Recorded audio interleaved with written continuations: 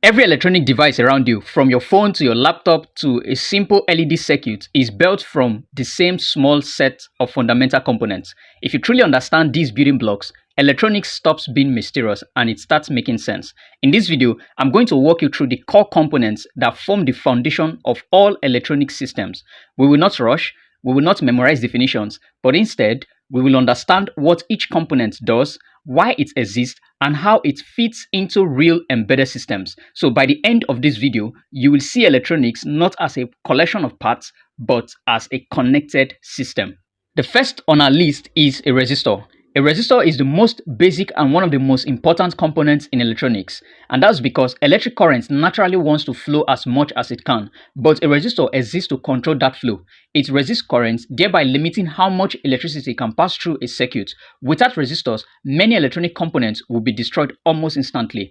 And a simple way to think about a resistor is to imagine water flowing through a pipe. If the pipe is wide open, a lot of water flows, but if the pipe is narrow, the flow slows down. A resistor is that narrow section in the pipe. And in practical circuits, resistors are used to protect LEDs, to set voltage levels, to control signal strength, and to safely interface sensors with microcontrollers. Take for instance, when you connect an LED to an Arduino, the resistor is what prevents the LED from burning out. So resistors do not store energy. They simply convert excess energy into heat in a controlled and in a predictable way. Next, we have the capacitor. The capacitor is a component that stores electrical energy temporarily. A capacitor consists of two conductive plates that is separated by an insulating material. And when voltage is applied, electrical energy builds up on these two plates. When the voltage is removed, the stored energy is released back into the circuit. You can think of a capacitor like a small water tank that is connected to a pipe. When the pressure increases, the tank fills, but when the pressure drops, the tank releases water to keep things stable. And this is what makes capacitors extremely useful for smoothing voltage fluctuations. In real circuits, power supplies are never perfectly stable, so capacitors absorb sudden spikes and fill in dips, thereby protecting sensitive components like the microcontrollers and the sensors. So capacitors are used for timing, signal coupling, and noise filtering. Every stable embedded system relies heavily on capacitors, even though they often go unnoticed. The next component on our list is an inductor. An inductor stores energy in a completely different way from the capacitor. So instead of storing energy as electric charge, an inductor stores energy as a magnetic field. So it is done by winding a wire into a coil. When current flows through the coil, a magnetic field forms around it. And the key behavior of an inductor is that it resists changes in current. It does not like sudden increases or decreases in current flow. And this property makes inductors essential in power supplies, radio circuits, and signal filters. So it smooths current, block high frequency noise, and help regulate energy flow.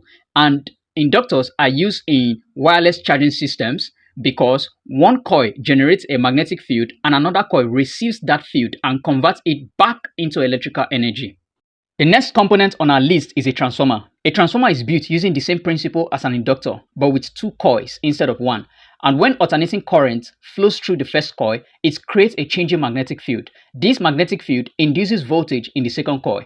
And when we adjust the number of turns in each coil, we get to create an increase or a decrease in voltage. And this is how high voltage from power lines is safely converted into low voltage for electronic devices. And it is also how isolation is achieved between dangerous and safe parts of a circuit. And you must note that transformers only work with changing current, and which is why they are used in AC power systems rather than DC circuits. Now let's talk about diode. A diode allows current to flow in only one direction. If current tries to flow the wrong way, the diode blocks it. This one-directional behavior is critical for protecting circuits.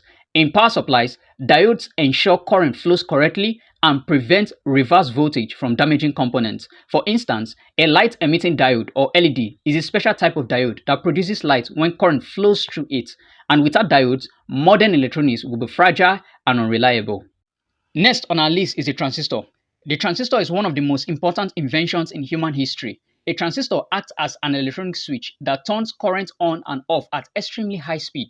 It can also act as an amplifier that takes small signal and makes it stronger. In embedded systems, transistors allow microcontrollers to control motors, relays, LEDs, and power circuits safely. A tiny signal from a microcontroller pin can control a much larger current using a transistor. So inside microprocessors and microcontrollers, we have millions or even billions of transistors that work together to perform calculations, store data, and execute instructions. Next, we have integrated circuit or IC. An integrated circuit is when many transistors, resistors, and other components are fabricated onto a single piece of silicon. That is when we have an IC. An integrated circuit or IC allow complex functions to be performed in a very small space with high reliability. So, timing circuits, sensor interfaces, communication chips, and memory devices are all examples of integrated circuits. So, instead of building large circuits from individual components, integrated circuit makes electronics compact, efficient, and scalable. And the last on our list is a microcontroller. A microcontroller combines a processor, memory, and input-output peripherals into one integrated circuit, and this is the brain of embedded systems. Microcontrollers read sensors, make decisions, and control the physical world. So from your washing machines to robots to smart devices, microcontrollers are everywhere. So when you understand these building blocks, electronics becomes logical instead of intimidating. So every circuit you build is simply a combination of these ideas working together. And if you like this video, please like, share, and subscribe to this channel if you are new to this channel. Don't forget to like the video and click on that subscribe button. And if you have any question regarding any of the components discussed in this video, please leave it in the comment section below. And if you have any topic you want us to discuss on this channel, please drop it in the comment section below, and I'll see you in the next video. Thank you for watching, and see you in the next video. Bye.